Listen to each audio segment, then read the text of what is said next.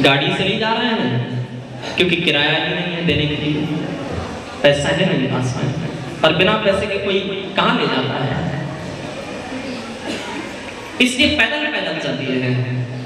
6 महीना हो गया है आप चलते चलते सुदामा को, तो एक जंगल में होकर के निकल के जा रहे हैं, जंगल से रास्ता जा रहा है, अचानक देखा सुदामा ने सामने एक नदी है, बड़ी विशाल नदी, बड़ा गहरा जल है, इसमें पानी है। बेचारे दुबले पतले से तो वैसे ही थे, तैरना आता नहीं है सुदामा को। 6 महीने तो आंखों में आंसू आ गए और सोचने लगे हैं गोविंद क्या तेरा दर्शन नहीं कर पाऊंगा, देख कर नहीं आगे कितने दिन से चल रहा हूं, भूख लगती है प्यास लगती है, जिंदगी अब उदास लगती है, तेरी आस भी अब निराश लगती है। गोविंद मुझे ऐसा लगता है जैसे मैं जिस कामना को लेकर के चला हूं, इस आशा को लेकर के चला हूं कि तेरा दर्शन करूंगा, लेकिन आज इस नदी को देख करके मैं तुमसे कुछ चाहता नहीं हूं, मैं तुमसे कुछ मांगना नहीं चाहता कन्हैया, केवल तेरा दर्शन चाहिए मुझे, और कुछ नहीं चाहिए। तेरा जी चाहता है को खुदी को मिटाने को जी चाहता है, तेरा दर्श पाने को जी चाहता है। उठा दिल में तेरी मोहब्बत का दरिया ने को जी चाहता है, तेरा दर्श पाने को जी चाहता। एक बार आ जाओ मेरे श्याम, मुझे कुछ नहीं चाहिए, केवल तेरा दर्शन चाहिए।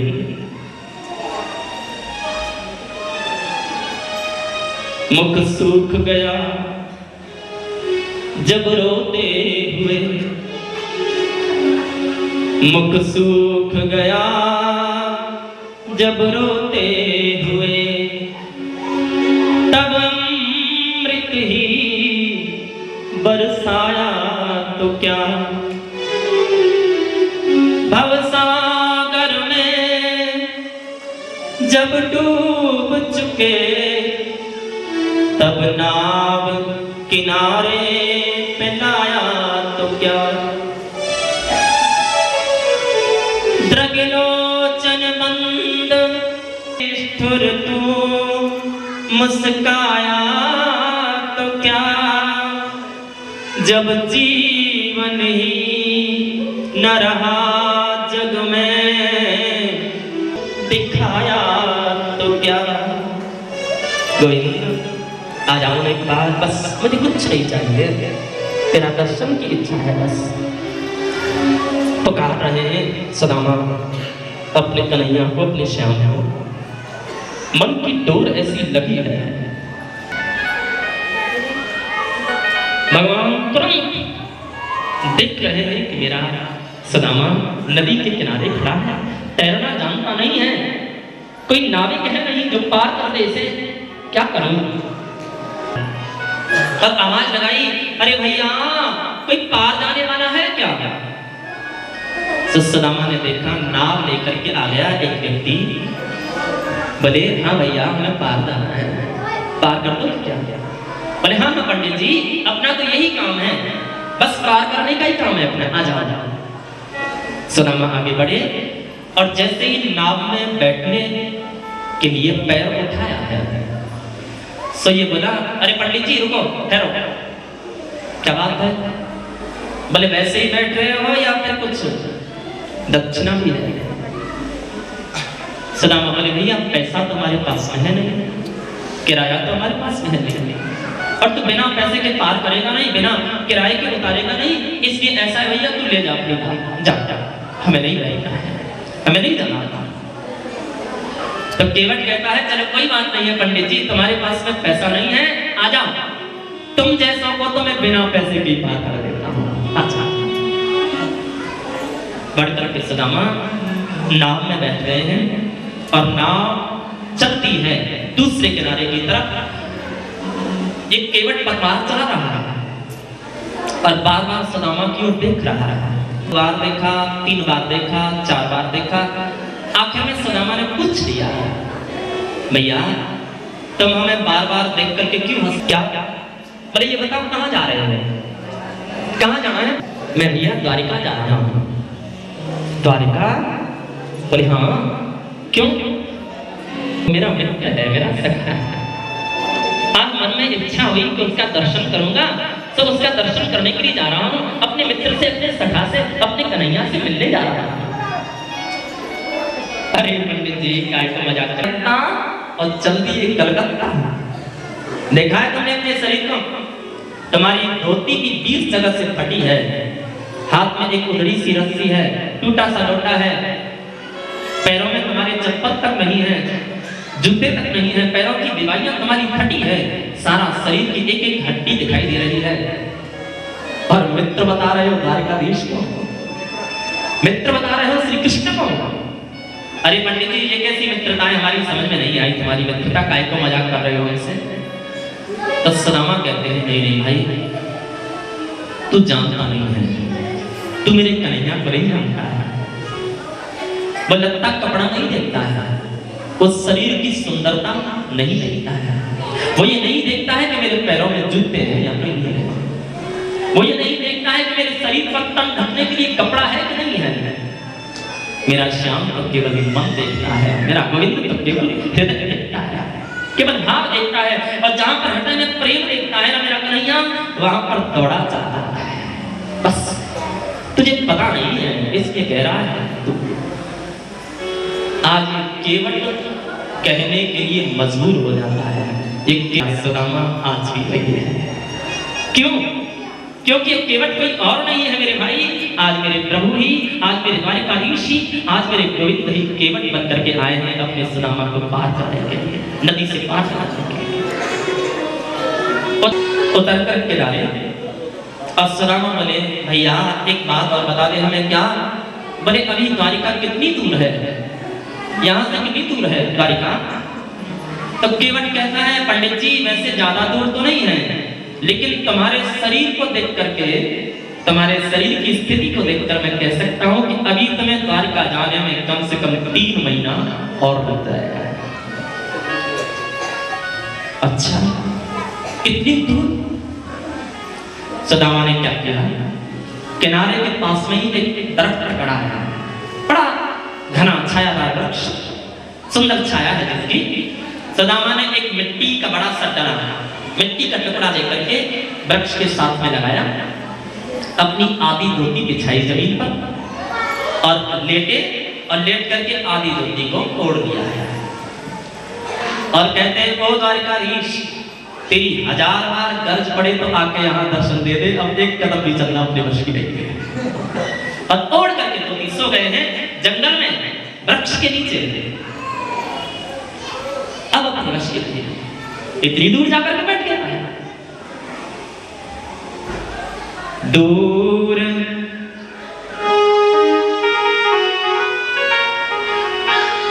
दूर नगरी, बड़ी दूर नगरी, दूर नगरी, बड़ी दूर नगरी, कैसे आऊं रे कन्हैया, कैसे आऊं रे सांवरिया, तेरी द्वारिका नगरी, बड़ी दूर नगरी। अब नहीं चला जाता कन्हैया, इतनी दूर जाकर के लटका, मुझे क्या पता था मेरे शरीर में कुछ सुदामा, लेकिन सुखदेव कहते हैं परीक्षित, इस जंगल में सुदामा सोए हैं पेड़ के नीचे, लेकिन आज जब सुदामा की आंखें खुली तो क्या दिखाए हैं? सोने के सुंदर सुंदर महल हैं, दिव्य प्रासाद। बार बार आंखों को मीटते हैं, आंखें बार बार बंद करते हैं, बार बार खोलते हैं। ये मैं सपना तो नहीं देख रहा कहीं? मेरी बुद्धि खराब हो गई है क्या? ये मैं कहाँ आ गया? मैं तो जंगल में सोया था, लेकिन ये ऊंचे ऊंचे महल, ये अट्टालिकाएं, ये सोने के मकान, ये क्या है? तो आदमी निकल करके जाते हैं, पास के गुजरते हैं और कहते हैं पंडित जी जय श्री कृष्ण। जय श्री कृष्ण भैया। पंडित जी जय श्री कृष्ण। जय श्री कृष्ण भाई। अब सोच रहे सुदामा कि ये तो मेरे कन्हैया का नाम ले रहे हैं, ये चक्कर क्या है? तो एक आदमी को बताया, भैया इधर आना मेरे पास था। हाँ पंडित जी जय श्री कृष्ण। तो जय श्री कृष्ण भाई, लेकिन ये बता तू ये कौन सी नदी है? आपको नहीं पता? बड़ी पर ये हमारे महाराज श्री कृष्णचंद्र उनकी बारी का है। अच्छा, तब तो मेरी कन्हैया की लगी हुई है, जरूर मेरे गोविंद ने कोई नाटक कर दिया है, कोई लीला कर दी है। अच्छा भैया तू एक काम मुझे ये बता, उसका महल कौन सा है? पर देखो वो जो सामने ऊंची अट्टालिका, सबसे सुंदर महल जो सोने के है ना, वही हमारे प्रभु के महल है। चले जाइए आप। और सीधा सुदामा चल दिया है, वहां पर द्वारपाल खड़े हैं, जय और विजय। अंदर प्रवेश करना चाहता है, अंदर जाना चाहता है कि तुरंत द्वारपाल ने रोक दिया है। कौन? कहां जा रहे हैं? तरह तरह के प्रश्न आज सुदामा के सामने खड़े कर दिए हैं। कृष्ण के महल नहीं है। बोले हाँ भैया महल तो यही है, लेकिन आप कौन हो? किससे मिलना है तुम्हें? बोले काम तो कुछ नहीं है मुझे, केवल मुझे तो अपने कन्हैया का दर्शन करना है। मेरा मित्र है मेरा कोई, हम दोनों में तू जानता है। आज याद आई थी तो दर्शन करने के लिए आया हूँ भैया, तो मुझे केवल मुझे एक बार बस मेरे कृष्ण का दर्शन करा दो। नहीं पंडित जी तुम नहीं जा सकते अंदर, हमें आज्ञा हुई है। हमारे प्रभु अभी अभी प्रसाद लेकर के भोजन करके आराम कर रहे हैं, विश्राम कर रहे हैं, और उनके विश्राम में व्यवधान डालने की ताकत ये किसी की नहीं है। आप अंदर नहीं जा सकते हो भैया, मैं उनके विश्राम में व्यवधान नहीं डालूंगा, चुपचाप जाऊंगा एकदम शांति से और उनका दर्शन करके वापस चला आऊंगा। तो मुझे बस जाने दे, एक बार चला जाने दे। लेकिन द्वारपाल नहीं जाने दे रहे हैं, अंदर रास्ता रोक करके खड़े हैं। तभी देखा दूर एक सैनिक खड़ा है, एक द्वारपाल खड़ा है। उसने देखा और मन में सोचने लगा है कि जरूर ये ब्राह्मण किसी दूसरी मिट्टी का बना है। ये कोई ब्राह्मण साधारण ब्राह्मण नहीं है, क्योंकि इसके जीवन में जो कृष्ण के प्रति प्रीति है वो असाधारण है। पास में आया एक सैनिक और आकर के पूछा, पंडित जी जय श्री कृष्ण। बोले जय श्री कृष्ण भैया, मुझे बताओ तुम क्या बताते हैं? बोले बात तो कुछ नहीं है, मुझे दर्शन करना है मेरे गोविंद का। ठीक है, आप थोड़ी देर यहाँ रहिए दरवाजे पर, मैं अभी जा रहा हूँ और जाकर के अपने प्रभु से निवेदन करूंगा, भगवान के सामने प्रार्थना करूंगा, और जैसी उनकी आज्ञा होगी आकर के तुम्हें बताऊंगा। बताओ मुझे क्या कहना है उनसे जाकर के? बोले कहना क्या है भाई, जैसा तू मुझे देख रहा है ना, ऊपर से नीचे तक मेरी परिस्थिति को बता देना उन्हें। जैसा मेरा भेष तुझे दिखाई दे रहा है, जाकर के ऐसा बता देना। और अगर वो ये पूछे कि कौन है, तो तू इतना कह देना कि तेरे बचपन का सखा सुना।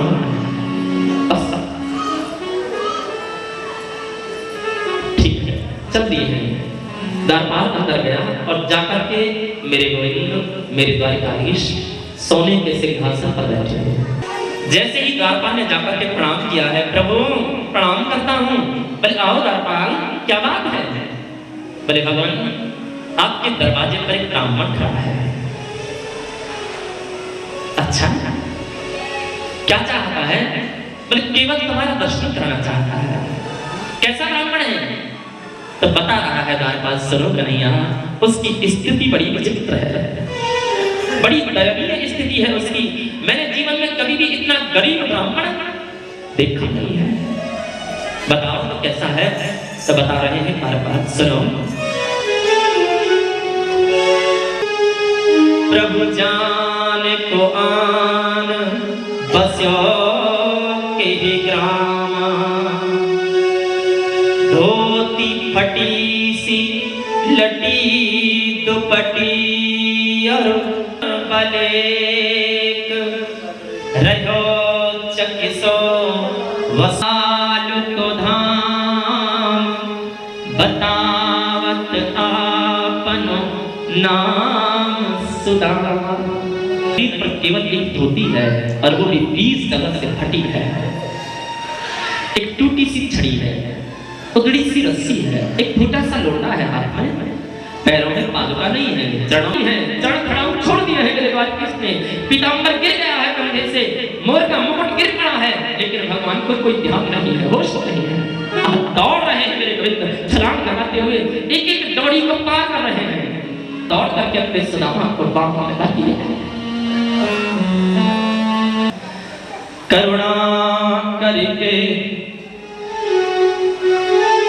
करुणात तो हाथ छुयो नहीं, छाती से लगा दिया अपने वचन के सखा को, अपने मित्र को, अपने सुदामा को, और हिलकियों से आज मेरे प्रभु रो रहे हैं, आंखों से आंसुओं की बाढ़ आ रही है, आंखों से अश्रु प्रवाह हो रहा है। आज सुदामा मन में सोच रहे हैं, मेरे जीवन में कभी भी एक आंसू नहीं बहाया है, मेरी आंख से कभी एक आंसू नहीं निकला, जीवन में कितने ही कष्ट मैंने पाए, कितने ही दुख पाए, लेकिन कभी भी आंसू नहीं बहाया। आज दिल करता है कि अपने कन्हैया की छाती से लग करके जीवन के उस सारे कष्ट को, उस सारे आंसू जो मैंने आज तक संजो करके रखे हैं, आज तक इकट्ठे किए थे, आज उन सबको बदल गए। मेरे भाव को ये दुनिया समझेगी नहीं, इसलिए आज सुदामा पी गए हैं आंसुओं को। प्रभु ने हाथ पकड़े सुदामा के और हाथ पकड़ करके अंदर ले गए हैं, जाकर के सोने का सुंदर सिंहासन। सुदामा कहते नहीं कन्हैया, मैं इसके ऊपर बैठने के योग्य नहीं भाई, मैं इस पर बैठने के काबिल नहीं हूं, तू अपने। भगवान ने तुरंत रुक्मिणी को आदेश कर दिया है, रुक्मिणी जाओ जल लेकर के आओ। सुदामा के पैरों के नीचे रख दिया है और भगवान आज सुदामा के चरणों को धो रहे हैं, सुदामा के पैरों का प्रक्षालन कर रहे हैं। अपने हाथ के ऊपर सुदामा के पैर को रखा है और लेकर के जल जैसे ही धोना चाहते हैं तो चरण की दशा देख करके, पैर की स्थिति को देख करके आज मेरे गोविंद की आंखों से आंसू बरस पड़े। कहते हैं आज पानी लेने की आवश्यकता नहीं पड़ी है, मेरे गोविंद ने आंखों के आंसुओं से ही सुदामा के पैरों को धो दिया है। लेकिन कन्हैया कहते हैं नहीं सुदामा, मैं आज जो कुछ कर रहा हूं एकदम ठीक कर रहा हूं। आज ये जल तुम्हारे चरणों का, ये जल मैं अपने सारे बहन तुम्हारे जैसा ब्राह्मण अब उसकी सेवा, उसके चरणों का जल ये बड़े सौभाग्य से मिलता है। आज लेकर के जल को भगवान ने अपने सारे महलों में छीट दिया है। कहते हैं सुखदेव राजन, स्वागत किसी भिखारी का नहीं हो रहा है, बल्कि ये स्वागत है सुदामा के जीवन के त्याग का, ये स्वागत है सुदामा के जीवन की अयाचकता का। बोले भैया स्नान कराओ सुदामा को, स्नान कराया, वो सुदामा की धोती जो फटी है धो करके सुखा दिया और सुंदर सुंदर कपड़े, सुंदर सुंदर वस्त्र पहना दिए हैं, राजसी वस्त्र। गले सुदामा बोले कन्हैया, मेरे समान सुखी दुनिया में दूसरा कोई नहीं होता। कन्हैया सोच रहे हाँ वो तो मैं देख रहा हूं कि तू कितना सुखी है, मेरी नजरों से कुछ छुपा नहीं है। तरह तरह की चर्चाएं होने लगी हैं। आज भगवान ने अपनी पत्नियों को बुलाया है और पत्नियों को कहा है आ जाओ भाई, अब सब आकर के और सुदामा को प्रणाम कर लो। ऐसा ब्राह्मण बार बार नहीं आता, आशीर्वाद ले लो भाई सब आज इस ब्राह्मण से। तो कृष्ण पत्नियां बारी बारी से आ रही हैं और सुदामा के चरणों में प्रणाम करती हैं। एक बार सबसे पहले रुक्मिणी आई और आकर के प्रणाम किया, पंडित जी मैं रुक्मिणी प्रणाम करती हूँ। देवी चिर सौभाग्यवती भव, हाथ उठा करके आशीर्वाद दिया सुदामा ने। पंडित जी मैं जामवती प्रणाम करती हूँ। देवी चिर सौभाग्यवती भव। मैं सत्यभामा प्रणाम करती हूँ। देवी चिर सौभाग्यवती भव। मैं कालिंदी प्रणाम करती हूँ। देवी चिर सौभाग्यवती भव। सुदामा सबको हाथ उठा करके आशीर्वाद दे रहे हैं और सब पत्नियां प्रणाम कर रही हैं। अब वहां चार से थोड़े ही हैं, वहां तो लाइन लगी है, प्रणाम कर गई। अब बेचारे सुदामा बार बार हाथ उठा के आशीर्वाद दे रहे हैं, देवी चिर सौभाग्यवती भव, देवी चिर सौभाग्यवती भव। तो कमजोर तो वैसे ही थे, 6 महीना चल के आए बेचारे, सब हाथ थक गए, दूसरे हाथ से पहले हाथ को दबाने लगे और अब गर्दन हिला के आशीर्वाद दे रहे हैं, देवी चिर सौभाग्यवती भव, देवी चिर सौभाग्यवती भव। लेकिन थोड़ी देर के बाद में बेचारे की गर्दन भी दुखने लगी। जरा इधर आओ, क्या बात है? अरे पास में आओ, कान में बताओ। तो गोविंद पास में गए, नजदीक गए और धीरे से सुदामा ने कन्हैया के कान में कहा, क्या? बोले गोविंद हाँ, पर अभी और कितनी है? कन्हैया बोले 16,108। और पंडित जी ध्यान रखना, क्या? बोले आज सब पत्नियां प्रणाम करेंगी और सब कोई तुम्हें आशीर्वाद देना पड़ेगा। ऐसा नहीं करना, बीमारी नहीं चलेगी बिल्कुल। आधी पत्नियां प्रणाम कर जाए और आधी रह जाएंगी बाहर। आधी थोड़ी है, सब अपने परिवार वाले हैं, सब अपना परिवार ही है। बता सुदामा शादी हुई? तो बेचारे संकोच ही हैं और तुरंत बोले कन्हैया इच्छा तो नहीं थी शादी करने की, लेकिन माता पिता जबरदस्ती पीछे पड़ गए और शादी कर दी, और तेरी भाभी का नाम है सुशीला। अच्छा शादी कर दी? बोले हाँ भाई भाई। एक बात है सुदामा, तुम बहुत बड़े निर्मोही, बड़े निष्ठुर हो तुम सब। कैसे? बोले शादी कर ली और हमें निमंत्रण भी नहीं दिया, हमें न्योता भी नहीं दिया, कार्ड भी नहीं दिया। तो सुदामा कहते ज्यादा बात मत बना, अरे मैंने तो एक शादी की और तुझे निमंत्रण देना भूल गया और तूने ये बटालियन भर्ती कर ली है, बता तूने एक है तूने? कन्हैया कहते हैं भाई देखो सुदामा, मेरी शादी में और तुम्हारी शादी में अंतर है। कैसे? अरे तुम्हारी शादी तो बड़ी ही विधि विधान से हुई होगी ना, पहले बारात गई होगी, उसके बाद में बारोटी हुई होगी, उसके बाद में भामर पड़ी होंगी, उसके बाद में कोहबर हुआ होगा, उसके बाद में फिर टीका हुआ होगा, फिर विदाई हुई होगी। तुम्हारी शादी तो बड़ी विधि विधान से हुई होगी, लेकिन मेरी शादी की बात सुनोगे? और 6 बजे तो घर में बहू आ गई, बोलो राज। सुदामा बोले तो क्या ऐसे ही हुआ? बोले हम पहले तो ऐसे हुआ, लेकिन बाद में फिर विधि विधान से शादी हुई। अच्छा सुदामा एक बात बताओ, मैंने तुमसे ये क्यों पूछा है शादी की बात? बोले मुझे क्या पता है, तूने पूछी मैंने बता दी। तो सुदामा से कन्हैया कहते हैं अगर तुम अकेले होते फक्कड़ वाला तो पूछना बेकार था। तो बताओ सुदामा, मेरी भाभी ने मेरे लिए क्या किया है? अब सुदामा को याद आया चावल की बोटी काम पे दबा रखी है, लेकिन अब कह नहीं पा रहे हैं कि ये चावल भेजे तेरी भाभी ने। बैठी है ना साहब, मेरी मजाक बनाएगी, मेरी हंसी उड़ाएगी, कहेगी कि द्वारकाधीश के मित्र बने बैठे हैं और 4 रोटी चावल देते चले आए, मेरा मजाक बनाएंगे ये सब।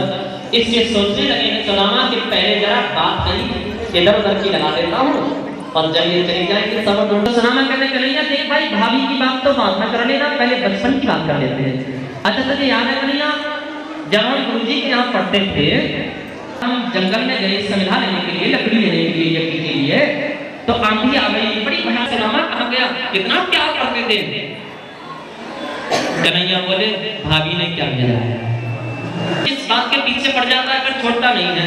देख हम कह रहे हैं कि बचपन की बात कर लेते थोड़ी, भाभी की बात बाद में करने लगे। तो ये याद है एक दिन जब हम संविधान लेने के लिए जा रहे थे, तो गुरुजी ने ना हमें चने दिए थे कि भैया वन में खा लेना जब भूख लगे तो तुम्हारे हिस्से का चना और मेरे हिस्से का चना दोनों एक साथ मांग लिए और मैंने ले लिया उनको। हम चले गए वन में और जाकर के लकड़ी बीनने में लगे रहे।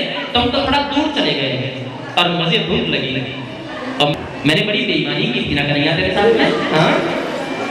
हाँ अब देखा कन्हैया ने कि कांप में कुछ दबा है, कुछ छुपा रहा है, बात क्या है? तो गोविंद ने इस हाथ बढ़ाया और हाथ बढ़ा करके पोटली को पकड़कर खींची, और जैसे ये 4 मुट्ठी चावल की पोटली हाथ में आई है, घुमा घुमा करके बार बार मेरे गोविंद में देख रहे हैं। क्यों? ये 1.5 गिलास का कपड़ा है, छोटा सा कपड़ा है जिसमें कुछ बंधा है, लेकिन ये कपड़ा 4 जगह से सुई धागे से सिला हुआ है। सोच रहे तो क्या मेरे सुदामा के घर में ये 1.5 गिलास का कपड़ा भी इसके घर का चावल नहीं है? कन्हैया ने सोचा तो क्या सुदामा के घर में इतनी गरीबी है कि 1 मुट्ठी चावल भी अपना इसके पास में नहीं है? धिक्कार है मेरा अवतार लेने के लिए, मैं अपने मित्र की घर की गरीबी को दूर न कर सका। भगवान ने इसमें से 1 मुट्ठी चावल लिया और लेकर के अपने मुंह में डाल दिया है। मुंह में डाल करके 1 मुट्ठी चढ़वा और संकल्प कर दिया है कि पृथ्वी का एक छत्र सम्राट जिन सुखों को प्राप्त करता है, जिस आराम को प्राप्त करता है, वो सारे सुख में आज अपने सुदामा को दे। दूसरी मुट्ठी चावल लेकर मुख में डाला और संकल्प कर दिया, जो स्वर्ग का राजा इंद्र है, जिन सुखों को, जिन भोगों को प्राप्त करता है, आज वो सारे सुख मैंने अपने सुदामा को दिए। और तीसरी मुट्ठी चावल लेकर के मुख में डालने लगे हैं कि इतने में ही रुक्मिणी ने बढ़ करके हाथ पकड़ लिया है। रुक्मिणी कहती है, कन्हैया नहीं नहीं, ज्यादा मत खाओ, ज्यादा खाओगे तो नुकसान हो जाएगा, पेट खराब हो जाएगा, कच्चे चावल हैं, कच्चे चावल खाने से नुकसान है। लेकिन वाणी से तो ये कहा है रुक्मिणी ने कि कच्चे चावल है, ज्यादा खाओगे तो नुकसान हो जाएगा। इशारे में कुछ और कह गई है रुक्मिणी, इशारे में कही है कन्हैया से, बोले कन्हैया सब कुछ तो लुटा चुके हो, अब क्या मुझे भी उधर ही भेजने का इरादा है? भगवान तुरंत चावल खाना बंद कर देते हैं। सुदामा भी कहते हैं, हाँ कन्हैया कच्चे चावल ज्यादा नहीं खाते हैं, नुकसान हो जाएगा, पेट खराब हो जाएगा। ठीक है तुम कहते तो नहीं खाता। आज भगवान ने सुदामा को क्या दे दिया है, इसे या तो भगवान जानते हैं या रुक्मिणी जानती है, तीसरा कोई नहीं जानता। एक रात सुदामा चाहता हूँ, अब मैं चलना चाहता हूँ, मुझे आज्ञा दे। बोले अरे भाई 6 महीना चल कर नहीं। सुदामा कहते मैंने अब तेरी द्वारिका को देख लिया, कभी तेरी भाभी के साथ में आऊंगा, जाना ही चाहते हो तो जाओ भाई, मैं ज्यादा जिद भी नहीं करूंगा। अरे भैया सेवक दौड़े, हाँ प्रभु क्या बात है? बोले बस सुदामा की धोती होगी भाई, कहीं से लेके आओ। और सुदामा की फटी हुई धोती को दौड़ करके सेवक लाए और बोले भैया सुदामा को वो धोती दे दो और ये माला उतार दो भाई, ये कपड़े उतार दो। नहीं सुदामा ने सोचा, अच्छा इतना कंजूस, इतना कृपण है, सोने की द्वारिका है इसके पास में, और मैंने तो इससे 1 तोला सोना मांगा नहीं है, मैंने मांगा कुछ नहीं है इससे। ये मालाएं तो इसने अपने आप पहनाई थी, ये कपड़े तो इसने अपने आप पहनाए थे, लेकिन चलते चलते इतना कंजूस हो गया है। लेकिन नहीं नहीं, ऐसा नहीं है। सुखदेव कहते हैं मेरे भगवान भक्तों के प्रति कभी कंजूसी नहीं कर सकते हैं।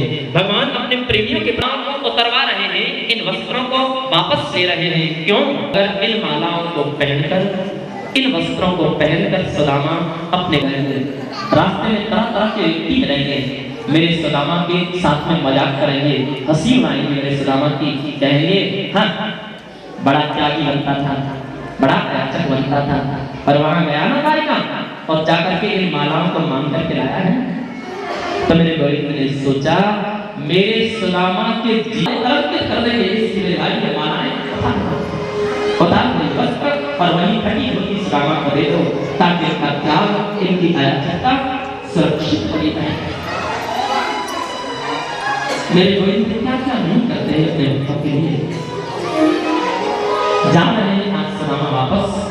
भगवान देक्षणा श्रिया हीनेन लोकेस्मिन् गर्हितेन नामेन च। कन्हैया तू बड़ा दयालु है, मुझ जैसे दरिद्र को, मुझ जैसे भिखारी को आज तूने अपनी बाहों में भर लिया, मुझे सोने के सिंहासन पर बिठा करके मेरा पूजन किया, ऐसा स्वागत किया मेरा गोविंद, तेरे जैसा करुणा का सागर कोई नहीं हो सकता है। अपने गोविंद की दया का, करुणा का आइए हम सब भी जरा एक बार अपने प्रभु से प्रार्थना करें, करुणा के साथ पुकारेंगे, क्योंकि गोविंद करुणा पुकार को ही